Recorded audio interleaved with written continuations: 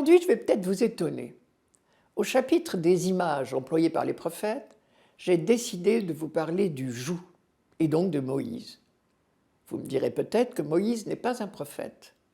À quoi je vous répondrai qu'effectivement, il n'est pas classé parmi les prophètes dans nos Bibles, mais que le livre du Deutéronome déclare « Plus jamais en Israël ne s'est levé un prophète comme Moïse, lui que le Seigneur connaissait face à face. » Et Dieu lui-même lui avait dit un jour « C'est un prophète comme toi que je susciterai du milieu de tes frères. » Et donc, c'est de Moïse que nous tenons l'image du joug.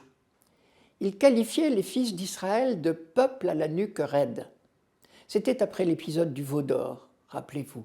En fabriquant une statue censée représenter Dieu, les fils d'Israël avaient désobéi à la loi de Dieu donnée au Sinaï. L'expression nuque raide exprime cette difficulté à se plier à l'autorité de la loi. Elle fait référence à ce qu'on appelle un joug d'attelage. Je m'explique. Dans une civilisation essentiellement agricole, ce qui était le cas en Israël au temps biblique, le spectacle de deux animaux attelés par un joug était habituel. Nous savons ce qu'est le joug. C'est une pièce de bois très lourde, très solide, qui attache deux animaux pour labourer.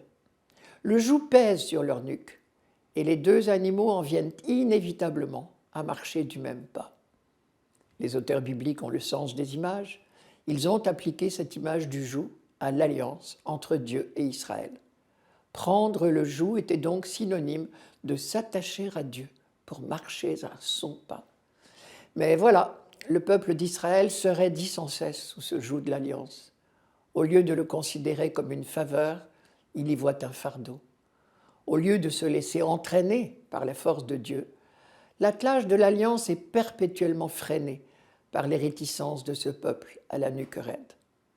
On comprend mieux du coup la phrase de Jésus « Mon joug est facile à porter et mon fardeau léger ».